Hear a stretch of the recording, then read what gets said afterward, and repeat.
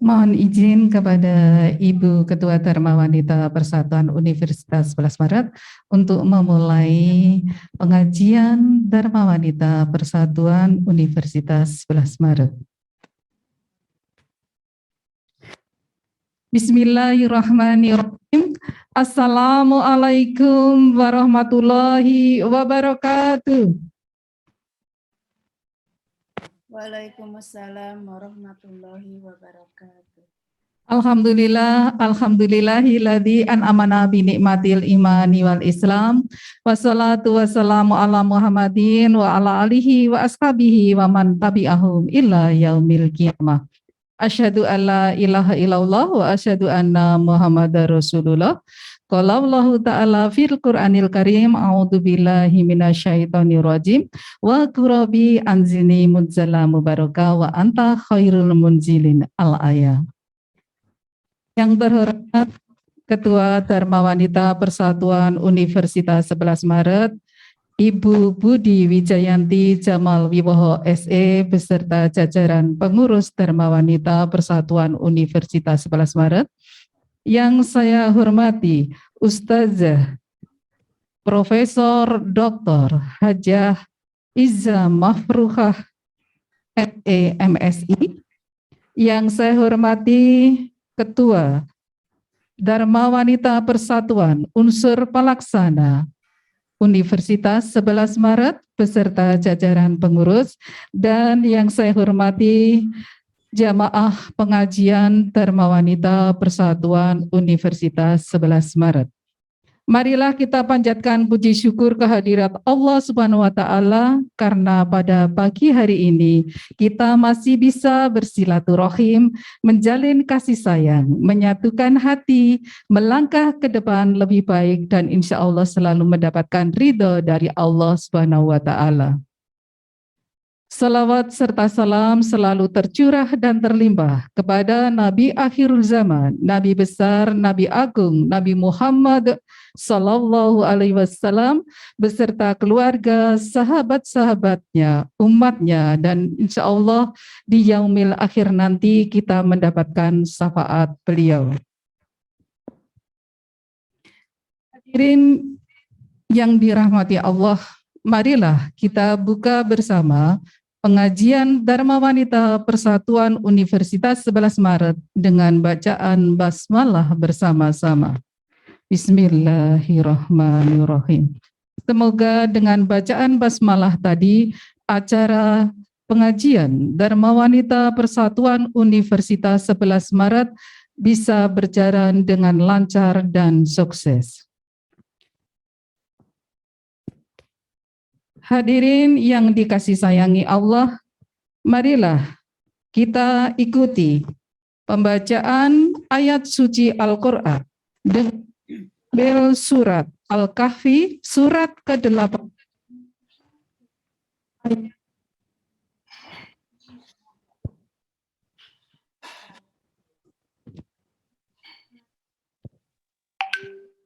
Ayat 8 sampai dengan 100.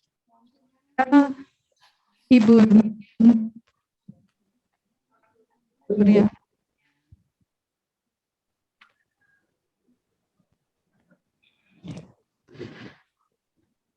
kepada Ibu Nining Agus Supriyanto dipersilahkan. Terima kasih, Bun. Bismillahirrahmanirrahim. Assalamualaikum warahmatullahi wabarakatuh. Monggo ibu-ibu semua kita mengaji Quran Surat Al-Kahfi, surat ke-18, dari ayat 83 sampai dengan ayat 100, kita mengaji bersama-sama. A'udzu billahi minasy syaithanir rajim. Bismillahirrahmanirrahim. Wa yas'alunaka andil qarnain. Qul sa'atlu natlu alaikum minhu dikra. Inna makkanna lahu fil ardi wa atainahu min kulli syai'in sababa. Fa'atba'a sababa hatta idza balagha maghribas samsi wajadaha taghrubu fi ainin hami'atin wa wajada indaha qauma. Qulna ya dal qarnaini imma an tu'addiba wa imma an tattahida fihim husna. Qala amma man dhalama fasawfa nu'addibuhu thumma yuraddu ila rabbih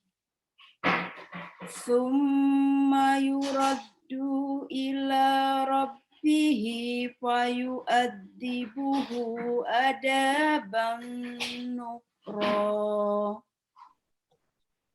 Wa amma man amana wa amila sholihan falahu jazaa'anil husna wa sanaqulu lahu min amrina yusra. Summa atba'a sababa hatta idza balagha matli'as samsi wajadaha tatlu'u ala qaumin lam naz'al lahum min duniha sitra. Kadzalika wa qad akhadna bima ladaihi hubra. Summa atba'a sababa hatta idza balagha bainas saddaini wajada min duniha qauman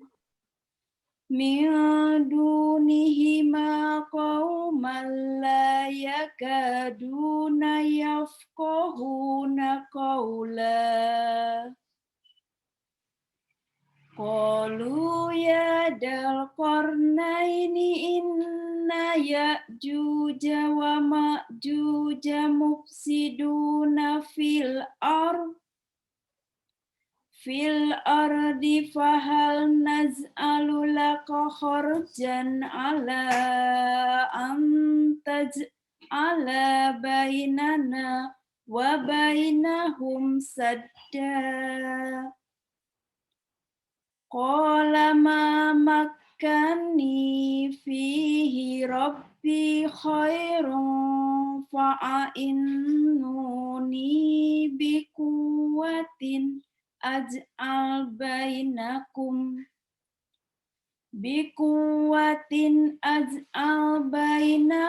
wa bainahum radma.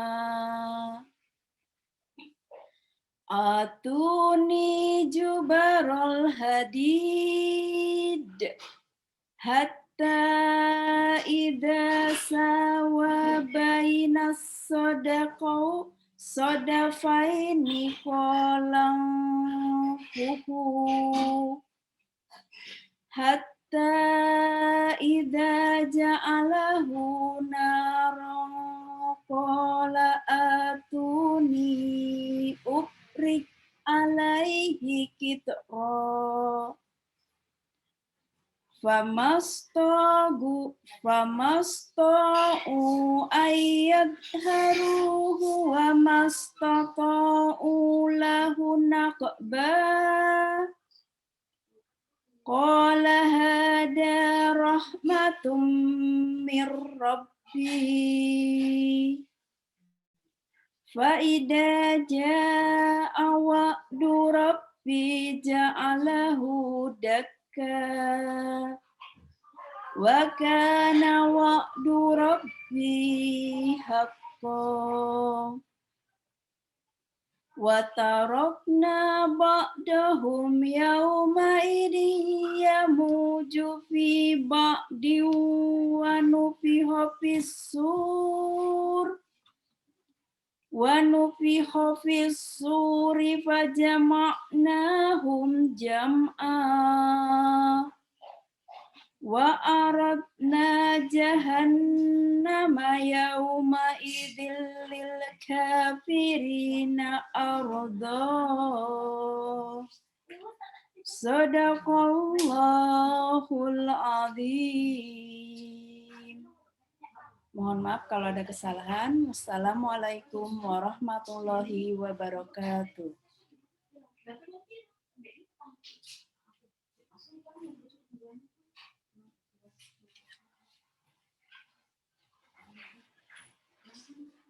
Marilah kita lafadzkan bersama Asmaul Husna yang akan dipandu atau dipimpin oleh Ibu Hajah Arlin Kuncoro Diharjo SE. Dipersilakan.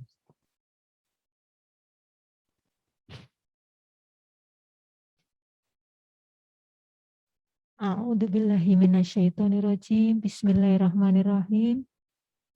Alhamdulillahirabbil alamin. Allahumma shalli ala Muhammad wa ala ali Muhammad. Assalamualaikum warahmatullahi wabarakatuh.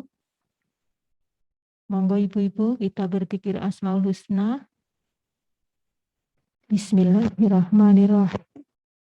Ya Allah ya Rahman ya Rahim ya Malik ya Kudus ya Salam ya Mu'min ya Muhaimin ya Aziz ya Jabar ya Mutakabir ya Khaliq ya Bari ya Musawir ya Ghafar ya Qahar ya Wahab ya Razak ya Fattah ya Alim ya Qabid ya Basit ya Khafid ya Rafi ya Mu'id ya Muzil ya Sami ya Basir ya Hakam ya Adil ya Latif ya Khabir ya Halim ya Azim ya Ghafur ya Syakur ya Ali ya Kabir ya Hafiz ya Mukir ya Hasib ya Jalil ya Karim ya Raqib ya Mujib ya Wasi ya Hakim ya Wadud ya Majid ya Ba'id ya Syahid ya Haq ya Wakil ya Qawi ya Matin ya Wali ya Hamid ya Musi ya Mukti ya Mu'id ya Muhyi ya Mumit ya Hayyu ya Qayyum ya Wajid ya Majid ya Wahid ya Ahad ya Somad ya Qadir ya Muqtadir ya Muqaddim ya Muakhir ya Awal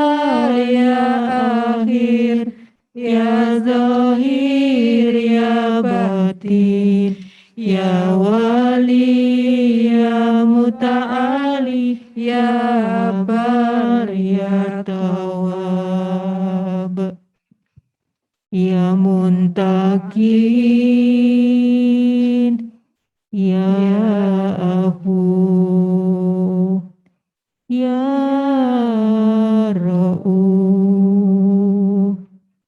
ya malikal mulki ya dzul jalali wal ikram ya muksid ya jami ya ghani ya mughni ya mani ya ador ya nafi ya nur ya hadi ya badi ya baqi ya waris ya rasyid ya sabur ya Allah ya Allah ya Allah ya Allah ya Allah.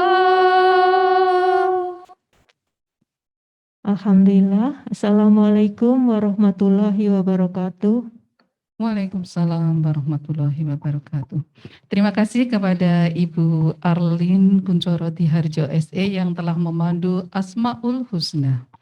Hadirin yang berbahagia, marilah kita ikuti bersama prakata Ketua Pengajian Dharma Wanita Persatuan Universitas 11 Maret. Kepada Ibu Hajah Dwi Martini Fatoni, dipersilahkan.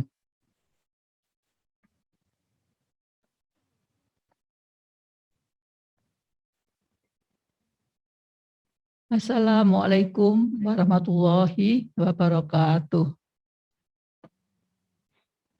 Bismillahirrahmanirrahim. Alhamdulillahirabbil alamin. Hamda yuafi ni'amahu yukafi majidah. Ya Rabbana lakal hamdu kama yanbaghi wa li sultanik. Allahumma sholli ala sayyidina Muhammad wa ala sayyidina Muhammad. Ibu-ibu yang kami muliakan, yang kami hormati Ibu Ketua Dharma Wanita Ibu Samal Wiwoho dan juga Ibunda Ustadzah Profesor Dr. Iza Mafruhah yang akan memberikan tausiahnya pada hari ini. Pertama-tama, marilah kita panjatkan puji syukur kehadirat Allah SWT yang telah memberikan karunia-Nya sehingga pengajian pada siang hari bisa terselenggara. Salam dan sholawat, marilah senantiasa kita luncurkan, kita aturkan pada junjungan kita Nabi besar Muhammad SAW beserta keluarga dan sahabatnya serta pengikutnya sampai akhir zaman, dan semoga kita semua termasuk di dalamnya. Amin ya rabbal alamin. Alhamdulillah, dalam masa pandemi ini kita masih mendapat kesempatan untuk thalabil ilmi, walaupun mungkin dilaksanakan dengan cara virtual, namun masih ada celah-celah kita semua untuk thalabul ilmi sehingga bisa menambah ilmu, menambah wawasan kita di bidang keagamaan. Itu semuanya tidak akan terselenggara tanpa bantuan dari pengurus masjid ataupun pengurus Dharma Wanita yang sangat mensupport kegiatan ini. Oleh karena itu, walaupun sedikit waktu yang kita miliki, marilah nanti kita ikuti dengan sama, kita hayati apa yang akan disampaikan oleh pembicara kita pada siang hari ini, yaitu Ibunda Ustadzah Profesor Dr. Iza Mafruhah yang akan menyampaikan ilmunya pada kita. Semoga ilmu yang disampaikan pada kita bisa bermanfaat bagi kita semua dan menjadi amal jariah dari Ibu Profesor Dr. Iza Mafruhah. Dan semoga kita semua yang telah mengikuti acara ini bisa bertambah ilmunya dan bisa mengamalkannya dalam kehidupan kita sehari-hari sehingga tertambah ketakwaan kita kepada Allah SWT. Ibu-ibu sekalian, saya kira tidak saya berpanjang lebar, saya cukupkan sampai di situ sambutan saya. Kalau ada kurang dan salahnya mohon dimaafkan. Akhirul kalam, billahi taufiq wal hidayah. Assalamualaikum warahmatullahi wabarakatuh.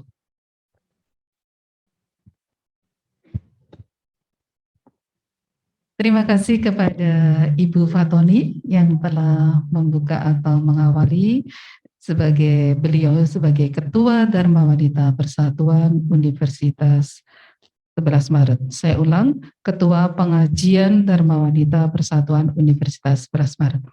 Hadirin yang dikasih sayangi Allah, marilah kita ikuti dengan seksama sambutan dan pengarahan Ketua Dharma Wanita Persatuan Universitas 11 Maret. Kepada yang terhormat Ibu Budi Wijayanti Jamal Wiwoho SE, dipersilahkan.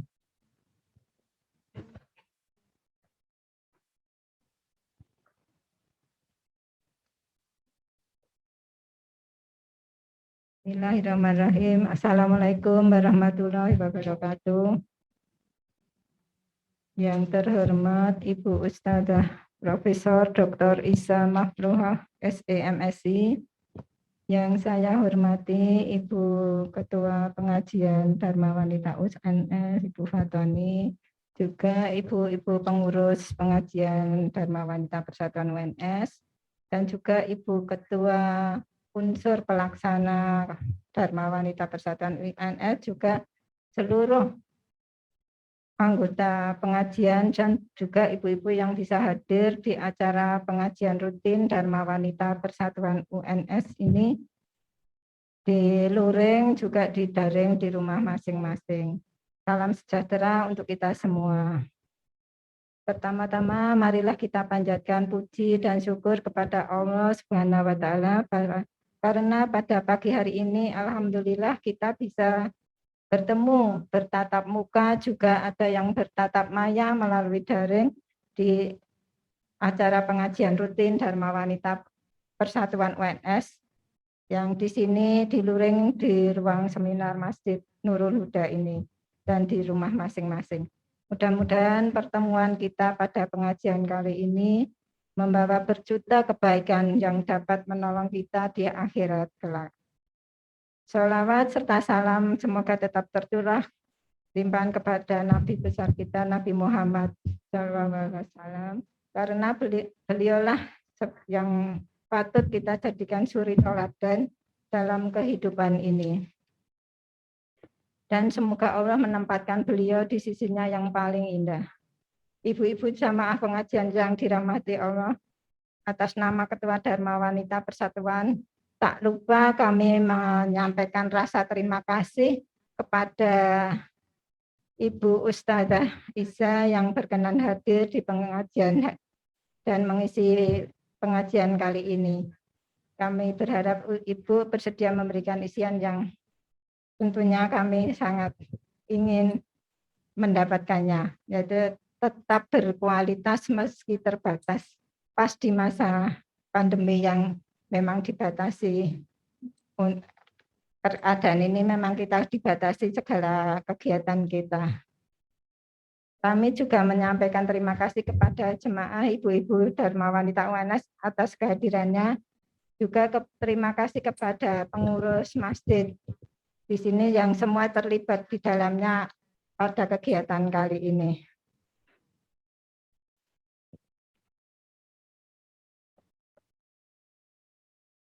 Semoga atas bantuan partisipasinya kita dapat mendapatkan balasan yang lebih baik dari Allah Subhanahu wa taala dan dicatat sebagai amal saleh kita. Selanjutnya kami juga menyampaikan terima kasih kepada semua anggota atas kesediaannya untuk menghadiri pengajian kali ini. Kami menghimbau agar kiranya kekompakan dan kebersamaan kita ini dapat terus terbina dan ditingkatkan lagi demi tetap terlaksananya kegiatan pengajian ini secara istiqomah. Karena kegiatan pengajian rutin semacam ini sangat penting kita adakan sebagai wahana untuk menyegarkan semangat keagamaan kita dan menyuburkan keimanan kita, agar kita dapat menjalani hidup ini pada jalan yang benar dan diridhoi Allah Subhanahu wa taala. Ada ini sedikit kami sampaikan bahwa terima kasih kepada pengurus juga kepanitiaan B ya, yang telah ikut ada kegiatan untuk Idul Kurban kemarin. Alhamdulillah kami bisa ikut berpartisipasi dalam pemotongan, ikut memotong-motong daging kurban. Diberi kesempatan, alhamdulillah diberi kesempatan untuk ikut memotong daging kurban, juga ikut berbagi daging kurban kepada panti-panti. Tadi sudah ada laporan kepada 5 panti, terus, tapi dalam bentuk sudah masak, jadi langsung bisa dinikmati di panti-panti. Atur nuwun ibu-ibu pengurus juga panitia yang telah ikut untuk partisipasi tersebut. Juga kami dan Mawanita juga tetap melaksanakan untuk Jumat berbagi. Jumat berbagi walaupun dilakukan baru 2 kali dalam sebulan, tapi alhamdulillah sudah bisa rutin kami laksanakan, dan dalam masa pandemi ini tetap kami laksanakan terbatas. Kita tidak yang koordinator pemenerima. Jadi kami tidak ada kerumunan, tidak ada dari 120 yang kami sampaikan tidak ada kerumunan, tapi tersampaikan kepada yang berhak menerimanya. Matur nuwun ya. Ini alhamdulillah dari sedikit uang yang tersisa di rumah, istilahnya uang kenceleng, kami bisa berbagi, bisa rutin berbagi. Alhamdulillah, monggo ibu-ibu yang ingin ikut berpartisipasi untuk berbagi di Jumat, berbagi UNS Peduli, DWP UNS Peduli, monggo kami juga bisa menerima dari ibu-ibu peserta yang di daring, yang di rumah masing-masing. Kami juga masih menerima, umpamanya ingin ikut berpartisipasi, bisa. Jadi bisa kami terima, nanti kami sampaikan kepada yang berhak. Nuwun saderengipun. Demikian kiranya sambutan yang bisa saya sampaikan dalam kesempatan kali ini. Atas segala kesalahan dan kekurangannya mohon dimaafkan. Wassalamualaikum warahmatullahi wabarakatuh. Terima kasih kepada Ibu Budi Wijayanti Jamal Wiwoho SE yang telah berkenan memberikan sambutan dan pengarahan. Hadirin yang berbahagia, kami mohon semuanya, semua peserta, baik yang luring maupun yang daring, untuk kali ini adalah foto bersama atau screenshot. Untuk itu kami mohon yang daring untuk on kamera dulu. Sekali lagi bagi yang daring untuk on kamera.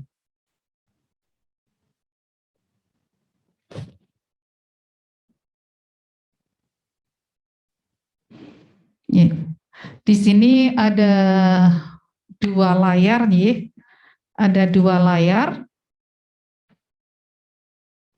Untuk layar yang pertama dulu.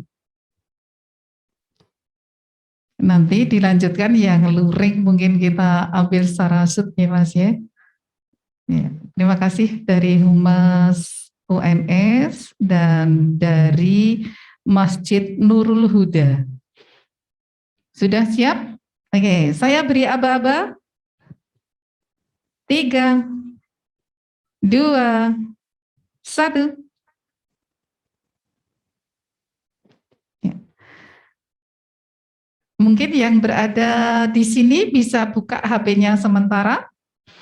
Ya, yang berada di sini atau di tempat luring.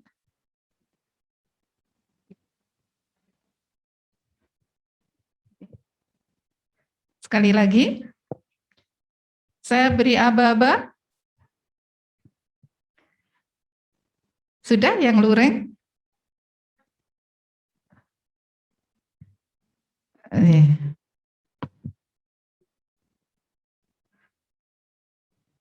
Bedanya yang luring dengan daring berarti yang luring pakai masker. Kalau yang daring bisa tidak pakai masker. Tinggal tebak siapa di sini karena jilbabnya sama-sama merah, maskernya sama-sama putih.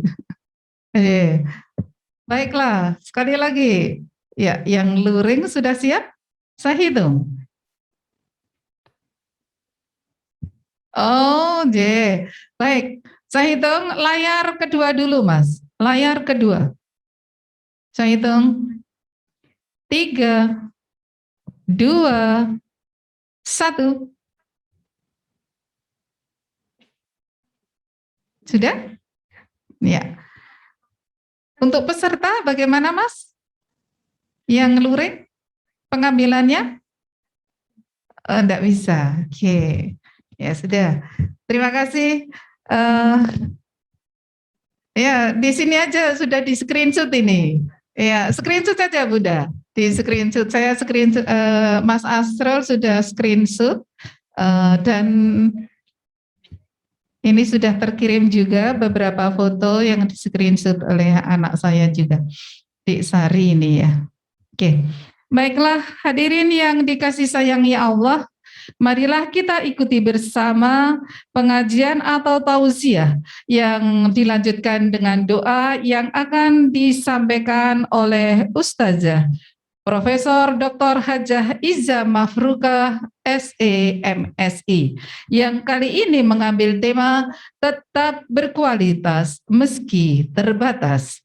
Ibu Profesor Dr. Hajah Iza Mafrukah selain Ustazah, tugas yang penting atau utama adalah sebagai wakil dekan di Fakultas Ekonomi dan Bisnis atau WD1, Wadek 1.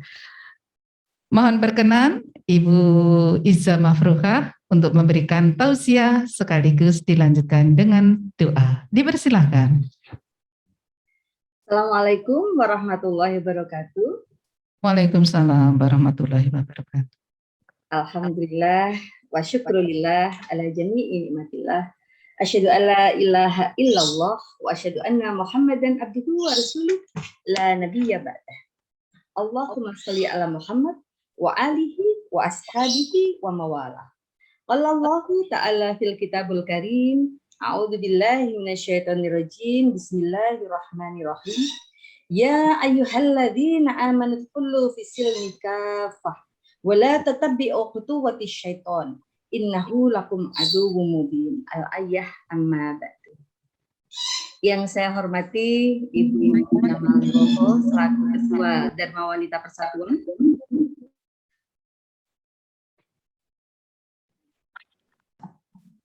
kemudian yang berikutnya yang kami hormati Ibu Ahmad Yunus, Ibu Bandi, Ibu Kuncoro, Ibu Sajidan, dan para ibu-ibu pengurus Dharma Wanita Persatuan serta anggota DWP Persatuan UNS yang berbahagia.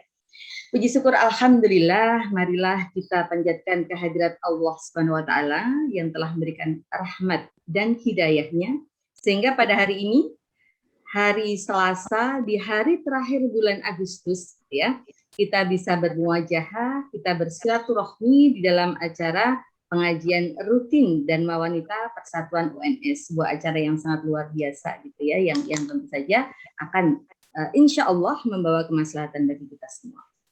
Kemudian salawat dan salam marilah kita haturkan kepada junjungan kita Nabi besar Muhammad Sallallahu Alaihi Wasallam yang telah membawa kita dari zaman jahiliyah, zaman kegelapan menuju zaman terang benderang dan penuh dengan hidayah Allah ini. Selanjutnya, ibu-ibu yang kami hormati, mohon izin untuk share screen ya, hanya sebagai panduan saja untuk kita bersama, gitu ya.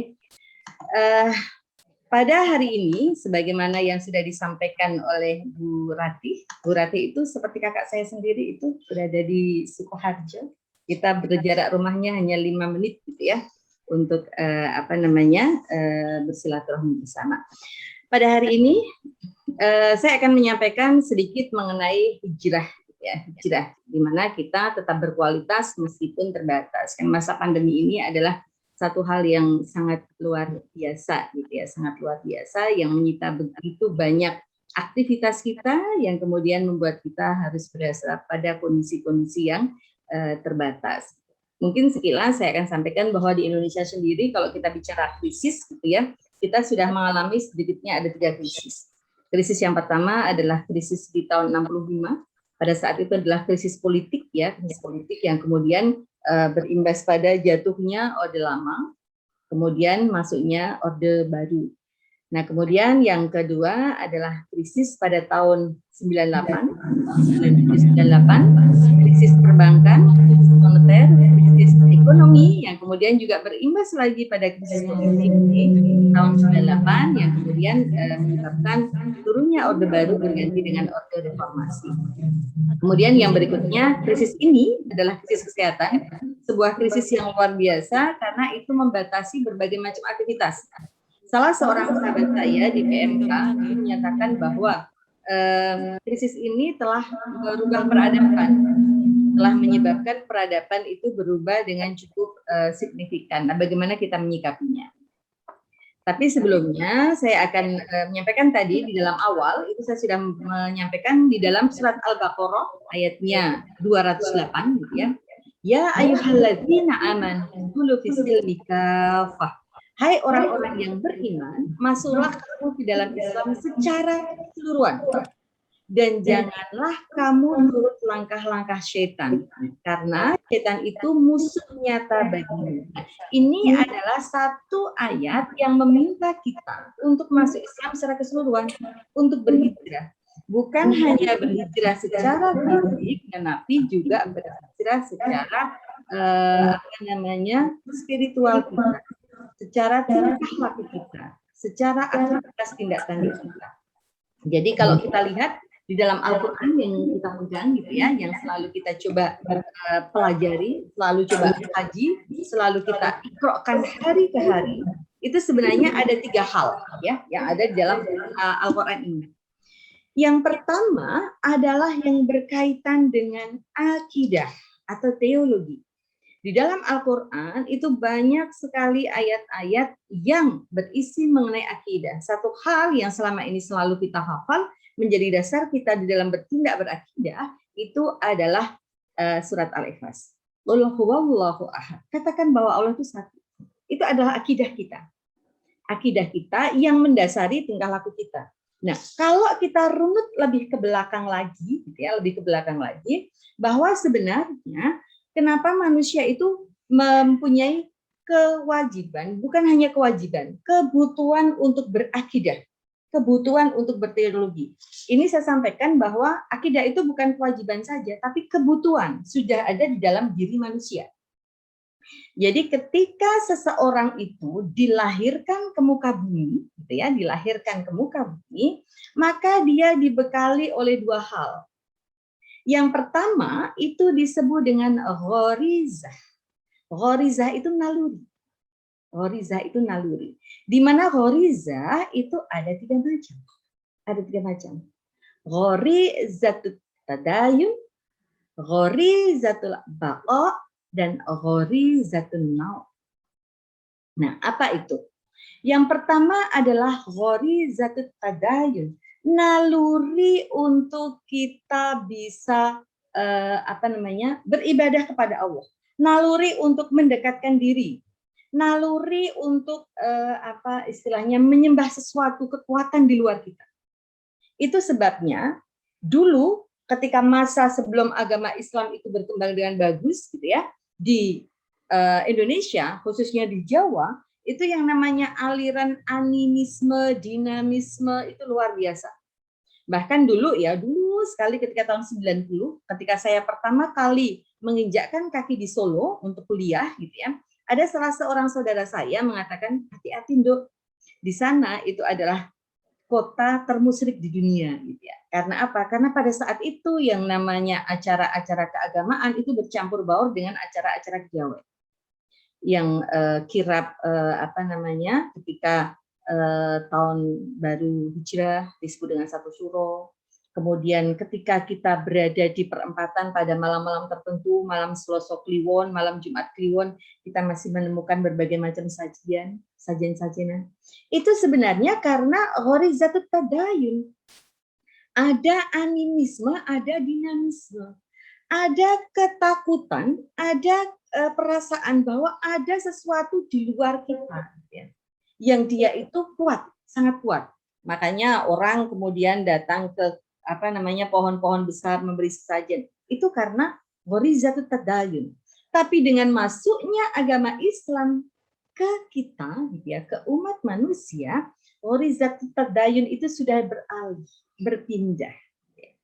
Bukan lagi ketakutan pada makhluk-makhluk seperti itu, tapi ketakutan pada Sang Pencipta makhluk, yaitu Allah. Itu yang pertama. Bahwa di dalam Al-Quran ini adalah teologi, akidah. Bagaimana cara kita itu mengabdikan diri kita kepada Allah.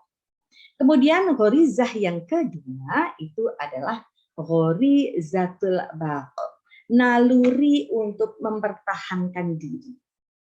Kalau dulu mempertahankan diri ya benar-benar mempertahankan diri dari peperangan, mempertahankan diri dari binatang buas dan seterusnya. Tapi sekarang mempertahankan diri itu bisa dalam wujud mempertahankan diri dalam kita berpendapat, dalam kita berdebat, gitu ya, mempertahankan diri. Ghorizatul baqa, naluri kita untuk bertahankan diri. Itu dari kita bayi sudah ada. Makanya kalau ibu-ibu sekalian di sini, kagungan putra yang masih kecil misalnya, atau cucu yang masih kecil misalnya, kita kan sering sekali mengatakan, wong deleke kok koyo dikongkon gitu ya. Misal kita memperingatkan, Dok le, ojo playon gitu, mengko ndak tiba. Apakah mereka akan berhenti berlari? Enggak, mereka justru berlari lebih kencang. Ketika mereka memanjat pohon gitu ya, ojo duar-duar nanti jatuh. Apakah mereka kemudian turun? Enggak. Yang mereka lakukan semakin naik. Gitu. Karena apa? Karena ghorizatul baqa dan itu belum tertata. Artinya apa? Itu masih sesuai dengan harkah dia sebagai manusia. Itu sebabnya kemudian kalau kita lihat gitu ya, ghorizatul baqa itu kemudian ditunjukkan di dalam berbagai macam aktivitas parenting. Gitu. Nah, bagaimana kita memberikan pelajaran kepada anak-anak kita? Bagaimana kita kemudian mendidik anak-anak kita khususnya yang pada masa usia golden age atau usia emas. Ini ibu-ibu yang dari psikologi itu saya yakin pasti sangat paham mengenai masalah ini. Kemudian yang ketiga adalah ghorizatun naw, naluri untuk berhubungan ya antara laki-laki dan perempuan. Dan itu sejak dari awal gitu ya, sejak dari masa zaman Nabi Adam. Itu yang menyebabkan pembunuhan pertama kali terjadi. Ya, ghorizatun naw, yaitu pembunuhan Qabil terhadap Habil. Karena Qabil tidak terima ketika Habil dinikahkan dengan Iklimah, sementara dia harus menikah dengan Labuda. Nah, kemudian yang satu lagi, bekal yang diberikan oleh Allah itu adalah hajatul udhawiyah. Apa itu hajatul udhawiyah? Hajatul udhawiyah itu adalah kebutuhan hidup.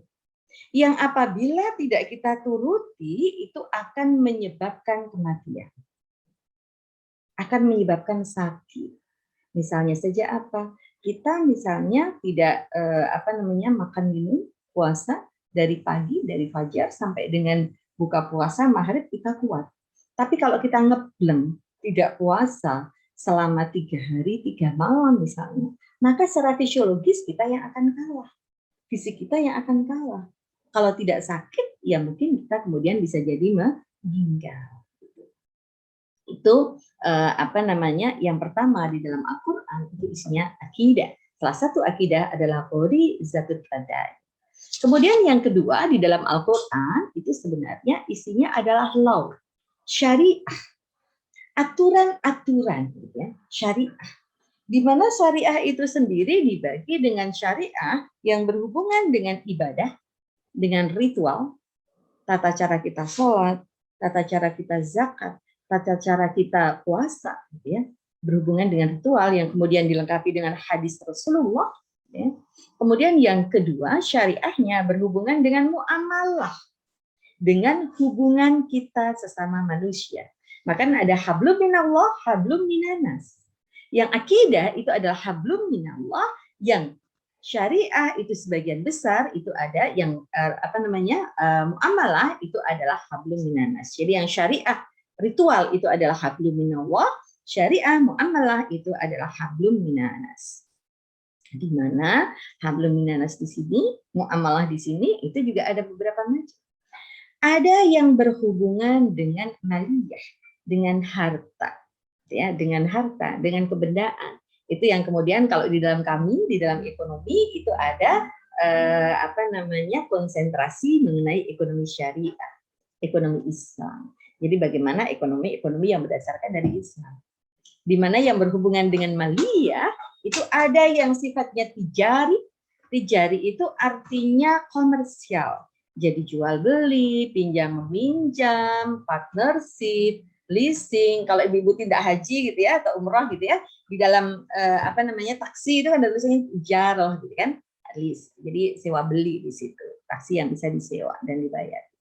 Kemudian ada yang ghairu maliyah, yang tidak berhubungan dengan harta.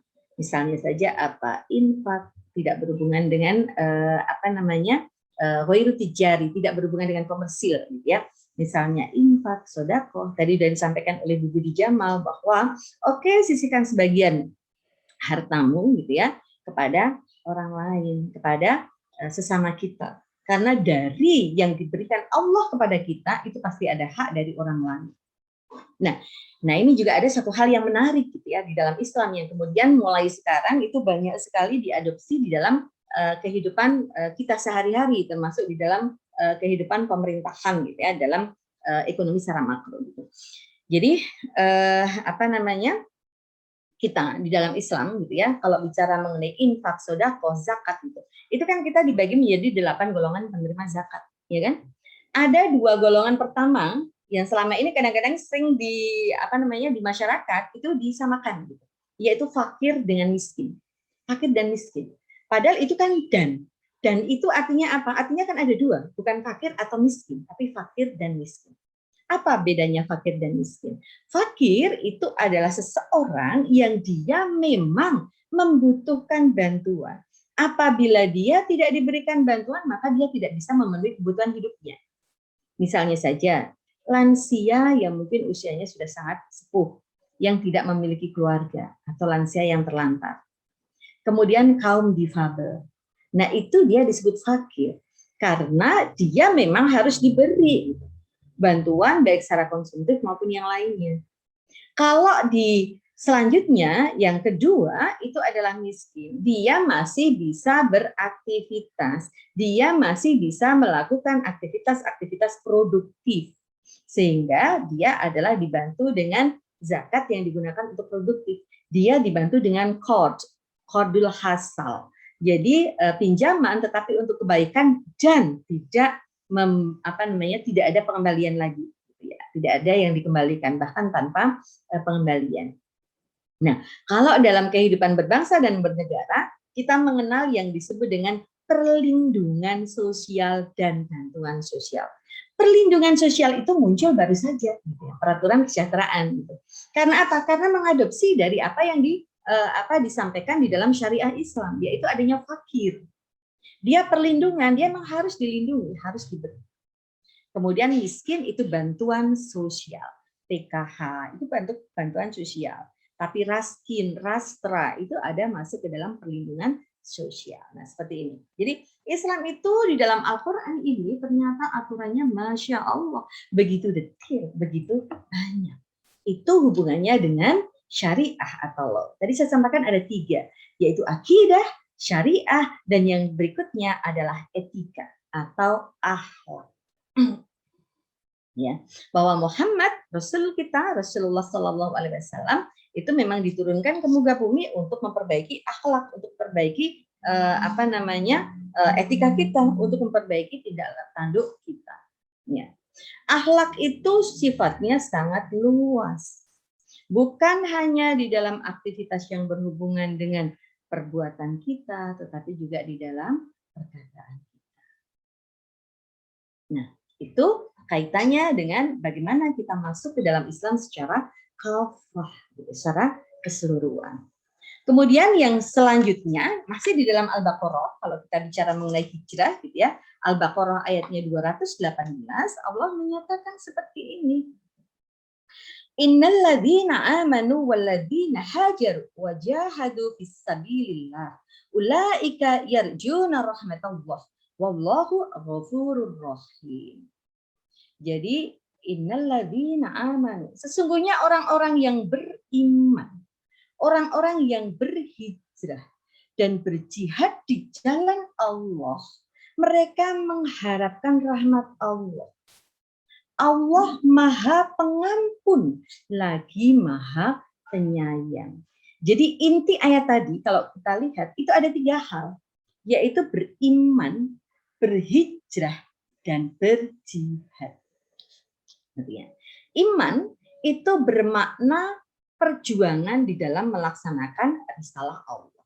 Nah, sekarang kalau kita bicara iman itu sebenarnya ada 5 I, gitu ya. Ada 5 I. Jadi ada semacam berlian I. Kalau bintang itu kan 5 ya. Itu ada 5 I di situ. Yang mereka itu saling berhubungan, mereka itu saling bersinergi, mereka itu berkesinambungan berada di dalam diri kita. Berada di dalam diri kita. Ini yang harus selalu kita punya. Yang pertama adalah iman. Rukun iman yang 6. Gitu ya. Kemudian Islam. Rukun Islam yang 5. Bagaimana kita menjalankan, kalau iman tadi akidah, Islam itu adalah syariah. Syariah yang berkaitan dengan peribadatan atau ritual. Kemudian ihsan. Ihsan ini adalah tata cara kita ketika beribadah kepada Allah. Ihsan mengatakan salah satunya adalah kalau kita beribadah kepada Allah, maka kita seolah-olah melihat Allah. Tapi apabila tidak bisa, maka Allah pasti melihat kita. Ihsan. Jadi iman, ihsan. Nah, ketiga ini itu harus diikuti dengan istiqomah, konsisten, terus-menerus dari waktu ke waktu dalam setiap nafas kita. Karena itu kan selalu kita mulai itu ya kehidupan kita itu dengan basmalah. Kemudian di dalam perjalanan kita itu selalu kita ikuti dengan zikrullah, zikir kepada Allah. Kemudian yang berikutnya itu adalah kita tutup dengan hamdalah, tapi ternyata belum cukup. Kita akhiri dengan istighfar, karena kita harus selalu evaluasi diri, apa yang kita lakukan, apa yang selalu kita jalankan keseharian kita dalam hidup kita sehari-hari, istiqomah. Nah, zikrullah itu menjadi salah satu bagian paling penting. Yang paling penting. Saya mungkin agak ke belakang sedikit ya menyampaikan gitu sesuatu yang berbeda tapi berhubungan dengan istiqomah ini. Mungkin kalau Bu Fatoni gitu ya, ibu-ibu yang berlatar belakang kedokteran kesehatan itu mengenal Masaru Emoto. Masaru Emoto itu adalah ilmuwan Jepang ya. Dia meneliti mengenai hidro atau air. Nah, hasil penelitian dari Masaru Emoto itu menyebutkan bahwa di dalam air itu ternyata ada tanda-tanda tersendiri. Jadi kalau dilihat di dalam mikroskop yang kecil gitu ya, yang bisa melihat air secara lebih detail, mungkin bukan hanya mikro tapi nano gitu ya, sampai level yang terkecil gitu, itu ternyata air itu berbeda-beda. Air yang mungkin kita peroleh dari danau atau mungkin dari waduk, kalau di kita ya waduk Kejampur atau waduk Kedawombo gitu, itu gambar airnya gitu ya, dari ketika dilihat dengan menggunakan mikroskop yang nano tadi itu morak-marik gitu ya, apa ya istilahnya morak-marik, tidak beraturan. Kemudian ketika air itu adalah air minum, kalau di kita sebenarnya belum PDAM ya, belum air minum, karena kalau kita dari keran itu langsung minum kan kita masih belum percaya gitu kan, bahkan kita masih harus menyeterilkan dengan purit atau mungkin dengan yang lain gitu. Nah, kalau PDAM yang ada di Jepang yang langsung bisa minum itu ternyata bentuknya bisa lebih teratur. Jadi bentuknya seperti segi 6 gitu ya, segi 6. Mereka saling merangkai teratur. Kemudian satu saat Masaru Emoto melihat satu air yang selama ini digunakan untuk aktivitas keagamaan. Kalau di sana kan rata-rata agamanya Buddha, Shinto gitu. Nah, air yang diberi doa itu ternyata bentuknya lebih bagus, dia berkilau. Dan ternyata di dalam Islam gitu ya, kita mempunyai air yang sangat luar biasa berkilau, yaitu air Zam-Zam. Ya, air Zam-Zam itu kan air yang sangat luar biasa berkilau. Bahkan kalau misalnya orang baru kundur dari umroh, dari haji, yang tadinya sakit menjadi sehat, yang tadinya mungkin kelihatan kusam menjadi lebih berseri-seri, menjadi lebih cerah. Karena apa? Karena terbiasa minum air Zam-Zam, kemudian cuci muka dengan air Zam-Zam dan seterusnya. Nah, sebenarnya air semacam itu, gitu ya, air semacam itu bisa kita lakukan di rumah gitu, dengan selalu zikrullah. Jadi ibu-ibu kalau memasak gitu, saya walaupun ya relatif sibuk gitu, saya tidak punya khadam gitu ya, tidak punya pembantu gitu ya. Saya masak dan sebagainya itu saya masak sendiri. Karena apa? Karena disitulah masa di mana saya mencoba menyiapkan yang terbaik untuk keluarga saya. Dengan apa? Dengan ketika memasak itu kita iringi dengan zikrullah, kita iringi dengan sholawat, kita selalu mengingat kepada Allah sambil memasak. Jadi misalnya saja sambil masak kita goreng-goreng, kita nyanyi. Ya qanal gharibi salam alaika amnun wassalamun salam alaika. Kita sambil memasak, nggak kerasa sambil rajang-rajang itu kita juga bisa sambil berzikir gitu. Itu adalah masa di mana kita menunjukkan rasa cinta kita kepada keluarga kita. Masa di mana kita mencoba menyiapkan yang terbaik untuk keluarga kita. Kan akan beda hasilnya. Kalau misalnya kita membuat sambil nyanyi lagunya Ayu Ting Ting. Sembel. Akhirnya jadi sambal beneran tuh, tangan kita kesambelan kan gitu. Nah, ini adalah salah satu upaya kita untuk zikrullah, berzikir kepada Allah. Mulai dengan bismillah, irungi dengan zikrullah, ya. Tutup dengan alhamdulillah, hamdalah, akhiri dengan istighfar. Istiqomah itu tadi. Dari waktu ke waktu kita menjalankan iman, Islam, ihsan secara istiqomah. Dan akhirnya kita akan membentuk ikatan-ikatan yang tidak terlepas. Ya, ini dari yang pertama saja. Dari bagaimana kita mengelola iman kita. Dari bagaimana kita mencoba memberikan asupan gizi kepada hati kita. Mendekatkan diri kita kepada Allah. Hablum minallah. Dan tentu saja kita akan bisa hablum minannas, berhubungan dengan sesama manusia dengan cara yang lebih baik. Kemudian esensi yang kedua dari ayat tadi itu adalah hijrah yang didasarkan niat kepada Allah dengan tujuan untuk mencapai kerahmatan dan keridhaan Allah. Yang paling penting di kehidupan kita ini adalah bagaimana kita mencari ridho Allah. Allah ridho atau enggak. Kadang-kadang di dalam kehidupan sehari-hari kita sudah beribadah, tapi ketika ibadah kita niatnya itu tidak lillahi ta'ala, maka lelah kita ya hanya menjadi lelah. Tapi seandainya kita dalam beribadah, dalam beraktivitas itu mencari keridhaan Allah, bismillahirrahmanirrahim. Insya Allah kelelahan kita itu karena lillah, demi Allah, untuk Allah, hanya Allah, dari waktu ke waktu. Nah, kemudian di sini inti yang ketiga adalah Mukmin sejati itu akan memperoleh pengampunan Allah, ampunan dari Allah, memperoleh berkah rizki, nikmat yang mulai dan kemenangan di sisi Allah. Di sini ada 10 karakter muslim. Ya, 10 karakter muslim. Ya. Karakter yang pertama gitu ya, seorang muslim, seorang Islam yang tadi mempunyai berlian atau bintang 5 I tadi ya, iman, Islam, ihsan, istiqomah dan itqon. Itu yang pertama karakternya adalah salimul akidah. Akidah yang bersih. Jadi ini memang kita mendekatkan diri itu kepada Allah dan tidak menjerumuskan diri ke dalam lubang-lubang syirik.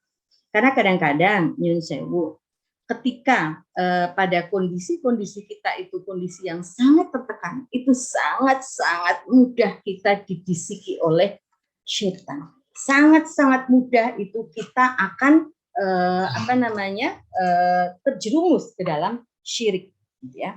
Di dalam surat An-Nas itu kan kita melihat yuwaswisu fi sudurin nas. Mereka berbisik-bisik itu tidak lewat telinga. Setan itu tidak berbisik-bisik lewat telinga, tapi sudurin nas, dari dada-dada manusia. Jadi berbisik-bisik itu dari dada-dada manusia. Nah, untuk itu yang kita butuhkan itu adalah akidah yang bersih. Salimul akidah. Saya ada satu cerita gitu ya, satu riwayat itu pengalaman saya pribadi yang menyebabkan saya Masya Allah hampir saja terserumus ke dalam syirik. Jadi ketika saya melahirkan anak yang kedua gitu ya, itu ketika hamil itu saya sangat-sangat suka film Umar bin Khattab. Nah, di TV kan ada tuh serial kartun dan serial manusia juga ya, Umar bin Khattab. Nah, salah satu yang terkesan dari Umar bin Khattab itu adalah cerita ketika ada seorang Yahudi gitu ya, dia meminta keadilan dari Umar bin Khattab karena tanahnya itu diambil oleh gubernur yang ada di Baghdad untuk dijadikan masjid. Kemudian pada saat itu ketika si Yahudi tua tadi bertemu dengan Umar bin Khattab hanya memberikan 1 buah tulang, di mana tulang tadi diberi huruf alif. Bawa ini kepada gubernurmu, gitu ya, maka gubernurmu akan sadar. Yahudi tadi bingung gitu ya, kenapa nih saya mau mengadu malah dikasih tulang gitu kan? Akhirnya pulanglah dia ke negaranya gitu ya, ke wilayahnya. Kemudian disampaikanlah tulang tadi. Ketika menerima tulang, si gubernur tadi kemudian bergetar tangannya sampai tulang tadi jatuh dan dia kemudian bersujud mohon ampun kepada Allah dan mohon maaf kepada si Yahudi tadi. Si Yahudi tadi bertanya, ada apa dengan tulang tadi? Dan ternyata tulang tadi diberikan huruf alif. Jadi makna yang ada di situ bahwa, hai, kamu itu nanti akan jadi tulang. Kamu jangan sombong sebagai seorang gubernur walaupun kamu mengatakan bahwa ini demi Islam. Kamu akan jadi tulang, maka berlakulah dengan seperti huruf alif, lurus, adil. Nah, di situ kan saya terkesan sekali sampai anak saya yang kedua saya beri nama Alif. Pada saat yang bersamaan, ketika saya melahirkan baru 2 minggu gitu, anak saya yang pertama itu sakit keras luar biasa sampai harus masuk ke ICU selama 2 minggu. Pada saat itu godaan luar biasa. Ada salah seorang keluarga saya itu sampai marah-marah minta nama anak saya itu diganti. Karena apa? Karena kenapa anak kedua diberi nama Alif? Ini yang ngomong anak pertama itu nggak terima sampai akhirnya sakit seperti ini. Ayo cepat diganti namanya, jangan diberi nama Alif. Karena dengan mengganti nama itu, insya Allah anakmu akan sehat. Gimana perasaan ibu yang nggak goncang gitu kan? Pada saat seperti itu ada masukan, ya Allah berbisik-bisik di dada manusia. Kalau saya percaya pada saat itu, maka saya sudah masuk ke dalam musyrik. Karena apa? Saya percaya yang menyebabkan sakit adalah nama Alif. Tapi Masya Allah, akhirnya Allah memberikan petunjuk, memberikan pertolongan. Anak saya sembuh dan saya tidak perlu mengganti nama Alif. Karena suami saya waktu itu dengan bergurau mengatakan begini, lah apa ya terus anak kedua, kalau anak pertama Alif, anak kedua mau diberi nama Ba. Anak ketiga Tak, anak keempat Tak, dan seterusnya. Kan tidak mungkin.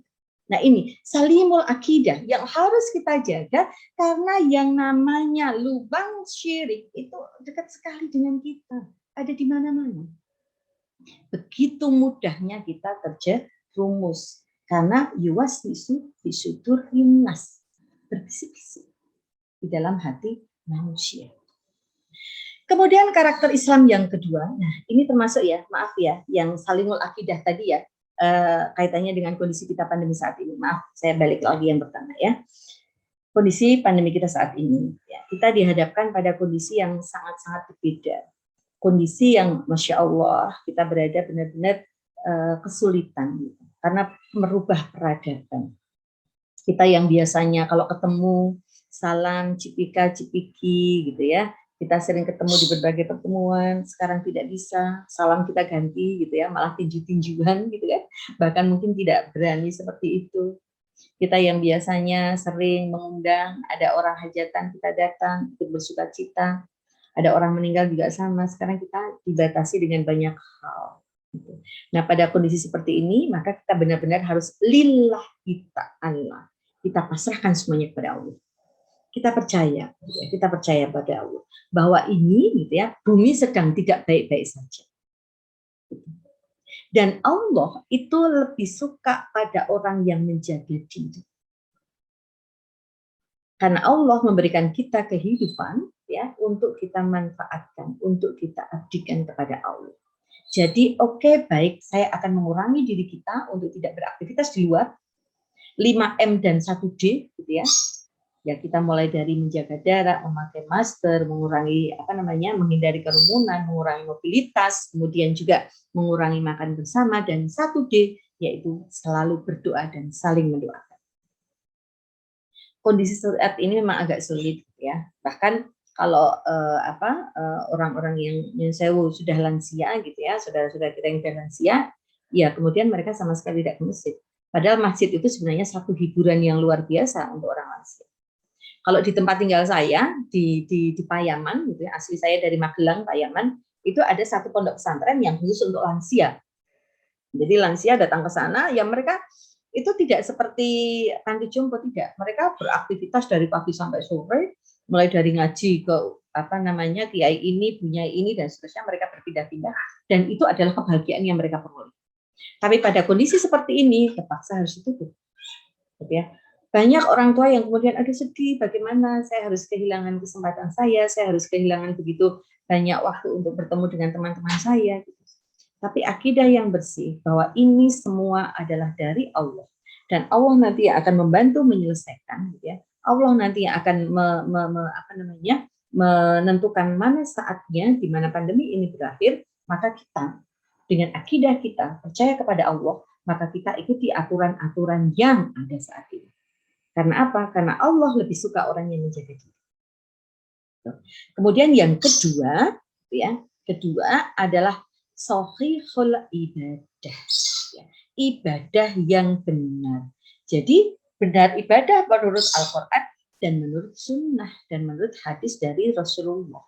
Kita terhindar dari bid'ah, mengada-adakan dalam ibadah, ya, mengada-adakan dalam ibadah yang dapat mendekatkan kita atau dapat menyesatkan kita, mendekatkan kita kepada syirik dan dapat menyesatkan kita. Shahihul ibadah yang sesuai dengan aturan-aturan Rasulullah.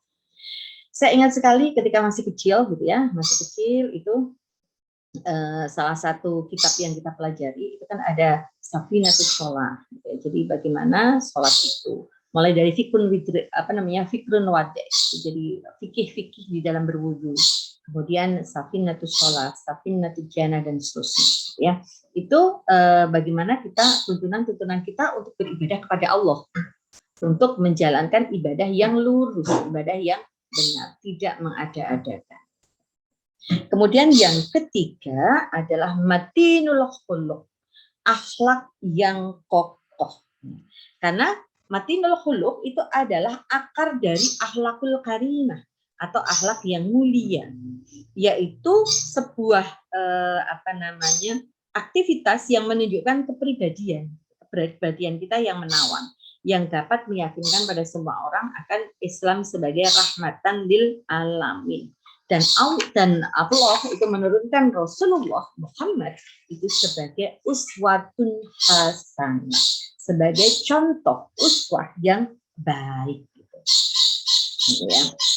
Nah, di sini matinul khuluq gitu ya, itu mungkin bisa kita mulai dari awal dari doa kita kepada Allah. Ketika kita berkaca, ya, kita ibu-ibu itu biasanya menghabiskan waktu lebih banyak untuk berkaca sebelum pindaan dibandingkan dengan bapak-bapak. Walaupun sekarang itu kan kita sudah masker gitu, udahlah kita ngirit lipstik, ngirit apa namanya berbagai macam dandanan gitu kan, bahkan apa namanya itu skincare kita gitu ya, itu kan berkurang sekali gitu, tapi kita tetap harus berkaca lebih lama gitu kan dibandingkan dengan bapak-bapak. Nah, itu adalah saat mulai kita untuk meningkatkan akhlak kita, untuk menjadi matinul khuluq kita. Dengan apa berdoa? Allahumma kama hasanta khuluqi fahsin khuluqi. Ya Allah, terima kasih ya Allah sudah memberikan aku wajah yang begitu hasan, yang begitu bagus. Maka baguskanlah akhlak. Doa yang pertama, kita nggak sadar bahwa itu ternyata bisa membentuk karakter kita, bisa membentuk akhlak kita, ya, menguatkan akhlak kita dengan berdoa. Gitu. Setiap kali melihat kaca, Allahumma kama ahsanta khuluqi fahsin khuluqi. Syukurku ya Allah, kau berikan aku apa namanya khuluq, akhlak, apa namanya itu fisik yang bagus gitu ya, maka baguskanlah akhlakku. Kemudian yang berikutnya adalah qawiyul jism, yaitu fisik yang kuat. Mensana in corpore sano, gitu ya. Karena apa? Karena fisik kita itu untuk digunakan beribadah kepada Allah. Di dalam tubuh yang sehat terdapat jiwa yang sehat pula. Ini saya ingat sekali ketika suami saya harus isolasi gitu ya, di rumah sakit selama seminggu, kemudian lanjut isolasi di rumah. Pada saat itu suami saya mengatakan, Masya Allah luar biasa, ternyata qawiyul jisim gitu ya, fisik yang kuat itu menjadi satu hal yang luar biasa. Bagaimana kita bisa meningkatkan ibadah kita? Bagaimana kalau kita posisinya sakit, pusing, bahkan untuk bergerak dari tempat tidur saja sulit, untuk bernafas saja sulit, kita bisa beribadah dengan baik. Karena itu kita harus selalu mohon kepada Allah, ya Allah sehatkanlah badanku, agar aku bisa beribadah kepadamu dengan ibadah yang sempurna. Berikan stamina yang fit, yang bagus, yang kuat, agar aku bisa beribadah kepadamu dengan ibadah yang sesungguhnya. Mungkin yang kemarin kan disampaikan mengenai haji, di mana haji itu salah satu ibadah yang terpenting, itu selalu mengkaitkan dengan fisik kita.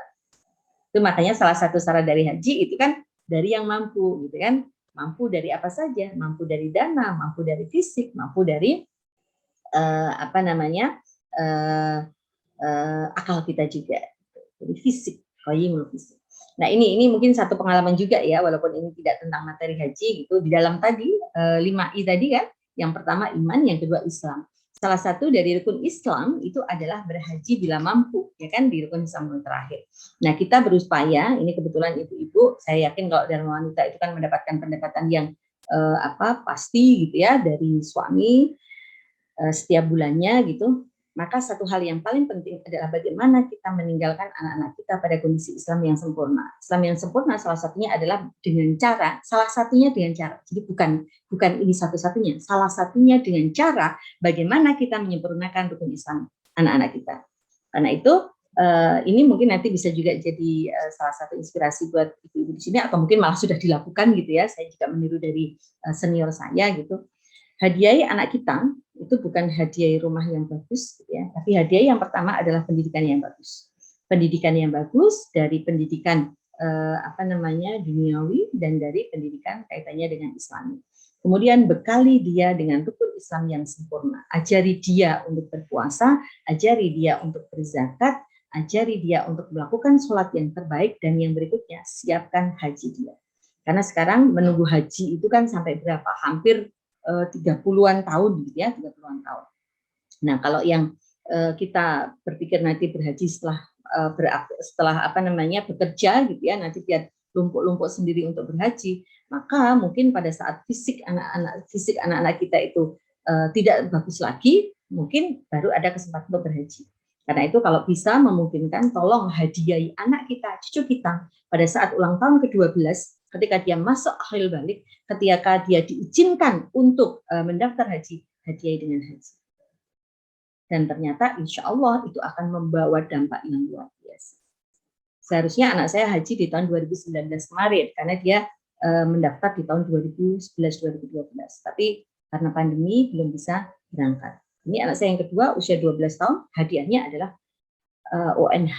Gitu. Artinya apa? Bahwa bagaimana kita itu menyempurnakan ibadah anak-anak kita ketika kita tinggalkan, itu ya dengan rukun Islam.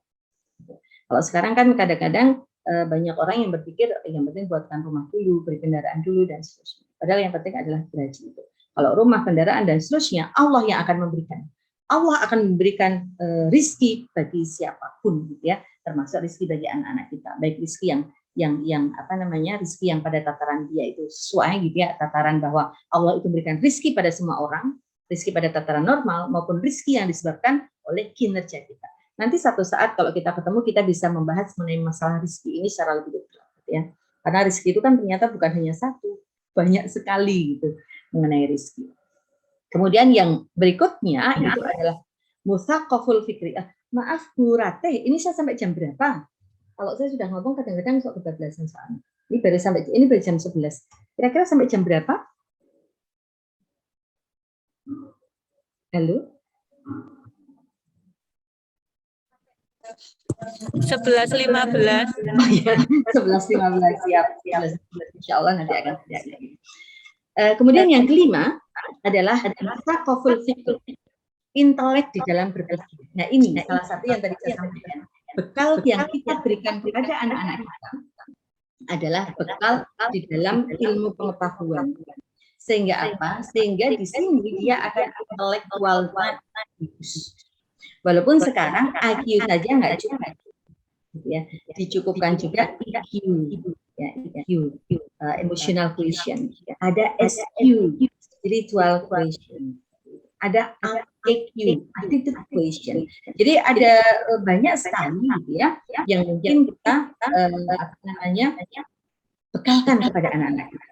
Gitu. Kalau dulu gitu kita ajari anak-anak kita itu dengan memanah, dengan belajar berkuda, dengan belajar menggunakan pedang, gitu ya. Nah, sekarang panah yang dilakukan saat ini adalah panah berupa pena. Tadi malam kebetulan saya menghadiri acara mahasiswa, acara yang luar biasa, yaitu pena bicara. Jadi bagaimana mahasiswa-mahasiswa itu belajar untuk menuliskan opini-opininya. Saya sampaikan, oke, silahkan membuat isi, silahkan buat opini yang terbagus. Nanti saya masukkan ke surat kabar, karena kebetulan ada banyak surat kabar yang bekerjasama dengan kita, dengan UNS ya, khususnya di FIP. Dengan intelektual itu kita sekarang bicara. Karena perang yang kita hadapi sekarang ini adalah ghazul fikr, perang pikiran.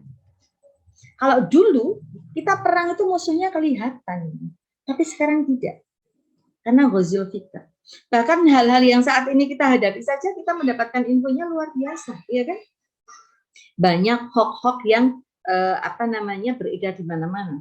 Kalau orang yang mungkin tidak membaca secara keseluruhan, tidak tersosialisasi mengenai literasi, gitu ya, itu bisa jadi ketika dia membaca, baru baca judulnya aja dia sudah merasa dapat kesimpulannya. Nah, ajari kita, anak-anak kita untuk berliterasi dengan bagus, untuk membaca dengan banyak. Karena yang ayat pertama kali muncul di kita itu adalah Iqra, bacalah. Karena dengan membaca itu kita banyak pengetahuan. Kita akan menemukan sesuatu yang berbeda, gitu. Karena itu kalau belajar ya kita harus belajar dengan guru, jangan belajar tanpa guru. Gitu. Nah nanti untuk selanjutnya kita bisa mengembangkan diri kita. Tapi guru itu paling penting, paling utama. Untuk apa? Untuk sandaran kita di dalam bertanya. Gitu.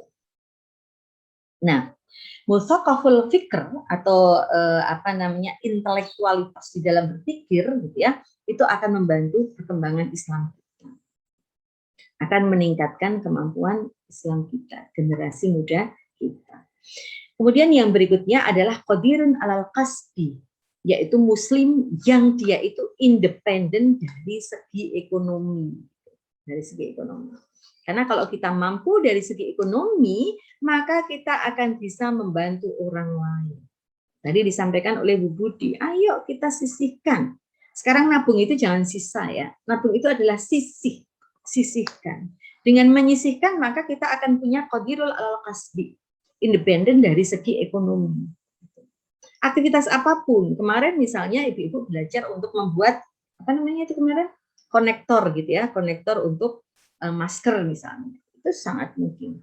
Nah itu Bu Ratih itu punya salah seorang andalan gitu ya, Bunda Yani, itu dia sangat luar biasa pintar. Nanti mungkin bisa diundang juga itu. Dia guru TK, tetapi kreativitasnya luar biasa. Mulai dari memasak, mulai dari membuat berbagai macam keterampilan itu bisa. Gitu. Dan itu ternyata bisa membuat kita independen dari segi ekonomi. Qadirun alal kasbi. Karena dengan qadirun alal kasbi, maka kita akan mampu memenangkan peperangan yang tidak tampak ini. Bozul fikr ini. Kemudian yang berikutnya adalah mujahidun linnafsi, berjuang melawan hawa nafsu. Nah ini yang paling jihad paling utama, gitu ya. Jihad melawan hawa nafsu kita. Hawa nafsu kan ada macam-macam ya, ada hawa nafsu yang bagus, ada hawa nafsu yang tidak bagus. Di dalam surat Al-Fajr ayat terakhir itu kan, ya ayatuhan nafsul mutmainnah irji'i ila rabbiki radiyatan mardiyah. Wahai jiwa yang bening, wahai mutmainnah, datanglah kepada Tuhanmu dengan ridho dan diridhoi. Nah ini, berjuang melawan hawa nafsu, maka kita nanti akan dipanggil oleh Allah dengan nafsul mutmainnah, seperti yang disampaikan di dalam surat Al-Fajr ayat terakhir. Itu salah satu ayat yang sangat saya suka, ya, ayat Tuhan nafsul mutmainnah. Nah ini bagaimana kita menjadi pribadi yang baik walaupun pada kondisi seperti ini. Menahan nafsu untuk tidak bepergian, menahan nafsu untuk tidak kemana-mana, menahan nafsu untuk tidak bertemu dengan saudara kita untuk saat ini. Ya, itu juga salah satu upaya kita untuk membuat bumi itu menjadi baik-baik kembali. Berjuang melawan hawa nafsu. Kemudian yang berikutnya adalah harisun alal waqtihi, pandai menjaga waktu. Nah ini hal-hal seperti ini gitu ya, yang kadang-kadang kita masih belum bisa. Nah ini kebetulan ada Bu Lini Joko gitu ya, Prof Joko, dekan kami di FIB, itu saya sangat luar biasa salut gitu, karena beliau itu selalu on time. Walaupun yang hadir itu banyak, dari 20 orang peserta gitu ya, yang hadir baru 5 orang. Kalau dulu kan, ayo memenuhi quorum dulu, ditunggu. Kalau belum memenuhi quorum, ditunggu lagi. Gitu. Ini Bapak ini tidak seperti itu. Pak Dekan tidak seperti itu. Dia kalau kita menunda, artinya kita menghukum orang yang rajin. Pada awal-awal, terboboh-boboh semua gitu ya. Tapi sekarang menjadi kebiasaan. Jadi kita selalu on time, kita selalu tepat waktu. Dan kalau tidak tepat waktu, itu paling 10-15 menit sudah ngabari dulu. Macet di jalan, mungkin terlambat 10-15 menit. Itu kita maklum. Karena apa? Karena waktu, gitu ya, waktu itu adalah bagian penting di dalam hidup. Bahkan waktu itu kita hitungannya bukan hari, bukan jam, bahkan menit. Kalau pengen tahu, gitu, bagaimana rasanya begitu berartinya waktu, 1 menit, tanyakan pada orang yang ketinggalan pesawat. Ketinggalan 1 menit saja, pesawatnya sudah berangkat. Kita nggak jadi pergi. Gitu kan? Kalau bertanya pada orang betapa berharganya waktu 1 detik, gitu kan? Tanyakan pada orang yang hampir kecelakaan di kereta api misalnya. Selisih 1 detik saja, mungkin dia sudah meninggal. Itulah berharganya waktu. Kita nggak pernah tahu kapan kita akan berhenti. Kapan kita akan dihentikan oleh Allah. Kita nggak pernah tahu, karena itu hargai setiap waktu yang kita miliki. Karena kalau Bapak saya bilang itu gini, kadang-kadang ketika kita tidak menghargai waktu, sekarang menjadi nanti, engkau sih, gitu ya. Nanti menjadi besok, besok walah. Besok menjadi lusa, lusa menjadi minggu depan menjadi bulan depan, akhirnya kita tidak jadi melaksanakan. Karena itu, tolong hargai waktu. Gunakan waktu sebaik-baiknya. Waktu kita dalam 1 hari itu 24 jam. Berapa jam yang kita gunakan untuk bekerja, berapa jam yang kita gunakan untuk tidur, berapa jam yang kita gunakan untuk beribadah kepada Allah, dan seterusnya. Itu kita jaga. Harus kita hargai waktu. Harisun ala waktu. Ini merupakan salah satu dari 10 karakter muslim. Ya. Kemudian yang berikutnya adalah munadzam fi su'nihi, teratur dalam segala urusan. Nah ini, teratur dalam segala urusan. Jadi setiap kali beraktivitas itu urusan kita gitu ya, selalu berurusan kita, itu kita memang harus selalu dari waktu ke waktu itu harus tertib gitu ya. Harus ada timeline-nya, harus ada batasan-batasan waktunya. Sebenarnya kalau kita lihat ya di dalam Al-Qur'an ya, Allah sudah menjelaskan mengenai bagaimana kita teratur di dalam segala urusan. Bagaimana urusan-urusan kita itu harus dilakukan secara teratur. Misalnya di dalam surat Al-Insyirah ada 2 ayat yang selalu kita hafalkan, tapi kita lupa ayat di bawahnya ya. Di dalam surat Al-Insyirah gitu ya, alam nasyrah laka sadrak wa wada'na anka wizrak alladzi anqadha dhahrak wa rafa'na laka dzikrak fa inna ma'al usri yusra inna ma'al usri yusra. 2 ayat ini yang selalu kita hafal. Kalau ada orang sedang berkeluh kesah ke kita, atau mungkin kita juga sedang dalam kondisi sedih, kita kondisi tertekan, kita kondisi tidak bisa berbuat apa-apa gitu ya, maka kita akan menghibur diri kita dengan mengatakan fa inna ma'al usri yusra. Inna ma'al usri yusra. Yaitu sesungguhnya setelah kesulitan itu ada kemudahan. Sesungguhnya bersama kesulitan itu ada kemudahan. 2 ayat yang diulang-ulang. Itu menyebabkan kita menjadi kuat. Tapi sebenarnya di bawah ayat itu juga tidak boleh kita lupakan. Ya, di bawah ayat itu adalah fa'idza faraghta fansab. Dan apabila kamu telah selesai satu urusan, bersegeralah untuk menjalankan urusan yang lain. Jadi sebenarnya ayat selanjutnya gitu ya, itu penting juga gitu ya. Artinya bukan hanya yang 2 itu yang kemudian kita gunakan menghibur diri, di satu berikutnya itu juga menjadi menghibur diri. Wa illa rabbika farghab.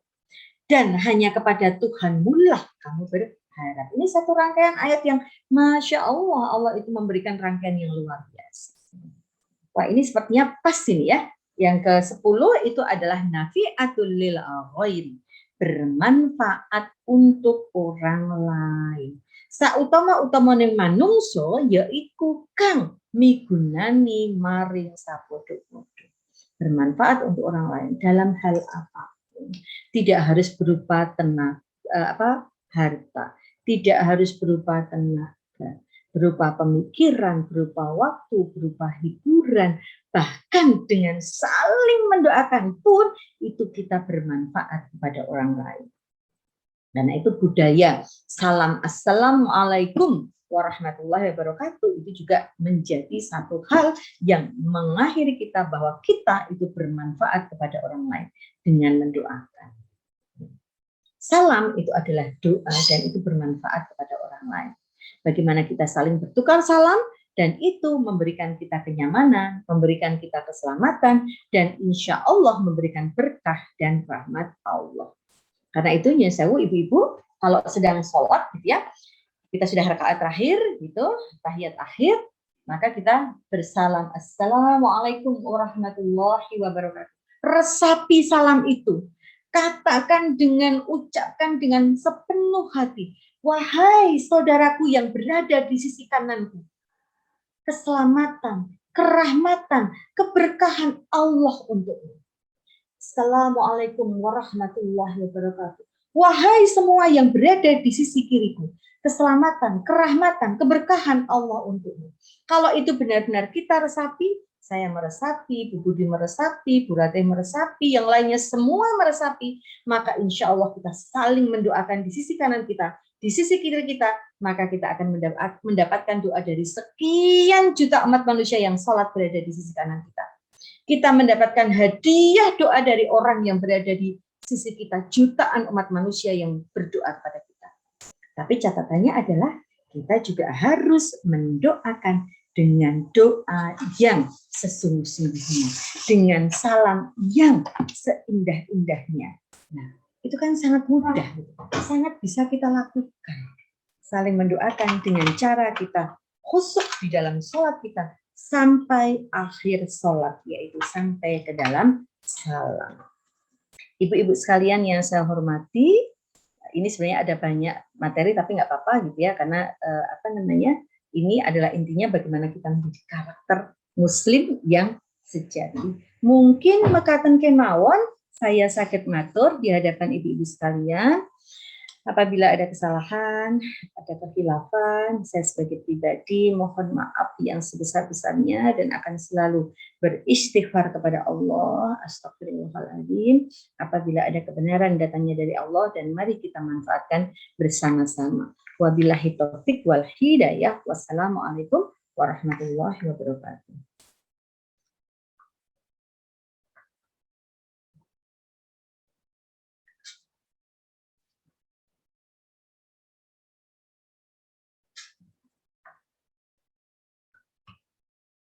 Masih mute Bu Ratih?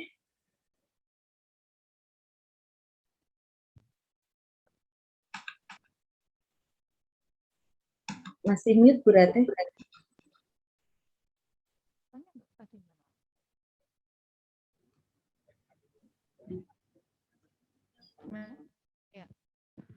Ya, sekali lagi mohon berkenan kepada Ibunda Iza untuk memimpin doa.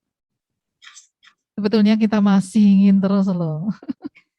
Nih, monggo. Matur suwun ibu-ibu sekalian. Mari kita mulai doa kita dengan siri.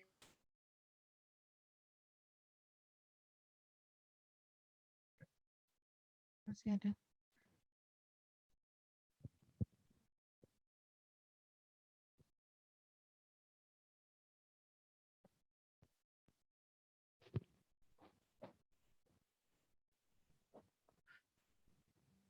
Mohon maaf, Bu Iza, mungkin masih di mute? Oh iya. Terima kasih.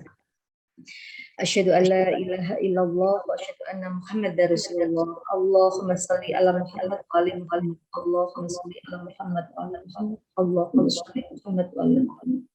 Allahumma ij'al fi qalbi nur wa fi lisani nur wa ij'al sam'i nur wa min bashuri nur wa min khalqi nur wa min fawqi nur wa min amami nur.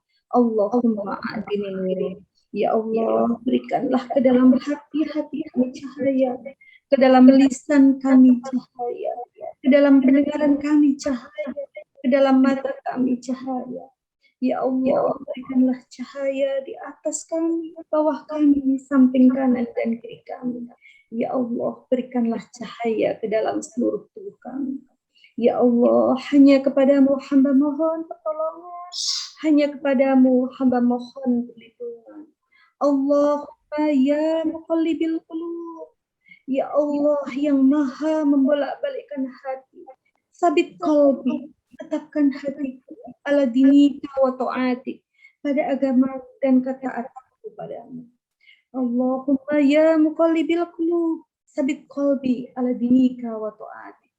Rabbana atina fid dunya hasanah wa fil akhirati hasanah wa qina adzabannar. Amin, amin, ya Rabbal Alamin.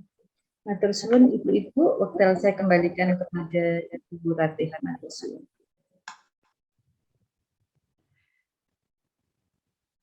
Ya, barakallah Prof. Iza yang kali ini luar biasa memberikan tausiah sekaligus disambung dengan doa. Dan kalau bisa kami tarik benang merah sedikit, ya. Yang pertama adalah 5I, yaitu iman, Islam, ihsan, istiqomah, dan itqon. Kemudian yang kedua, hijrah, berarti hijrah dari kurang baik menjadi baik, dan hijrah dari baik menjadi lebih baik. Kemudian yang ketiga, 10 karakter Muslim sejati. 1, akidah yang bersih, ibadah yang benar, akhlak yang kokoh, fisik yang kuat, intelek yang dalam berpikir, independen dari segi ekonomi, berjuang melawan hawa nafsu, pandai menjaga waktu, teratur dalam segala urusan, bermanfaat untuk orang lain. Jazakillah khair Prof. Iza Mafruhah SEMSI yang telah menyampaikan kajian kali ini. Semoga kita semuanya bisa mengambil hikmah dan mengamalkannya. Sekali lagi, kami dari pengurus Dharma Wanita Persatuan Universitas 11 Maret mengucapkan terima kasih, jazakillah khair. Alhamdulillah, acara demi acara dalam pengajian Dharma Wanita Persatuan Universitas 11 Maret dapat berjalan dengan lancar tanpa kendala, dan insya Allah kita semuanya diberikan kesehatan, diberikan usia yang panjang barokah, bahagia dunia akhirat. Terima kasih kepada Ketua Dharma Wanita Persatuan Universitas 11 Maret beserta jajaran pengurus. Terima kasih kepada Prof. Iza Mafruhah. Terima kasih kepada jamaah pengajian Dharma Wanita Persatuan Universitas 11 Maret. Terima kasih kepada Ketua Dharma Wanita Unsur Pelaksana Universitas 11 Maret beserta jajaran. Terima kasih kepada Takmir Masjid Nurul Huda Universitas 11 Maret, Profesor Ahmad Yunus, Bapak Joko Sutrisno, Bapak Warto, dan beserta jajarannya. Terima kasih kepada Humas Universitas 11 Maret, Bapak Dedi yang alhamdulillah juga berada di tengah-tengah kita, Mas Asrul, dan teman-teman semuanya dalam tim Humas UNS yang telah menemani dari awal sampai dengan akhir. Saya Ratih Agus Margono selaku pembawa acara, mohon maaf yang sebesar-besarnya jika ada kekurangannya. Marilah kita tutup pengajian Dharma Wanita Persatuan Universitas 11 Maret dengan bacaan hamdalah bersama-sama. Alhamdulillahirabbil alamin, dan insya Allah kita bertemu kembali pada tanggal 28 September 2021. Saya akhiri, nasrun minallah wa fathun qarib. Wassalamualaikum warahmatullahi wabarakatuh.